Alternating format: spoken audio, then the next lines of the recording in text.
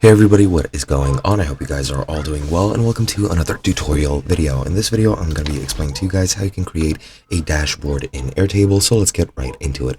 Now, dashboards are available within interfaces. They are a type of interface, and I'm going to be showing you guys how to make one. First, you need to go into the interfaces section at the top of your Airtable menu, screen, call it whatever you want, and then you will be prompted to create a new interface if you don't already have one. But if you do, just click on this plus right over here, then click add interface. Then you need to select the icon for the interface. You can select whatever you want, then click next, and as you can see here, you can choose a layout of the interface that you're building. And as you can see, dashboard is one of the options, and you get a preview over here. You can preview it for desktop and mobile alike, and then once you're done with that, just click next, select the table that you want to be using for the dashboard interface, and then just click finish. And as you can see, I can select interfaces from here or from here, and as you can see, interface 2 has the dashboard, and I can use it right over here. And that is basically all there is to it.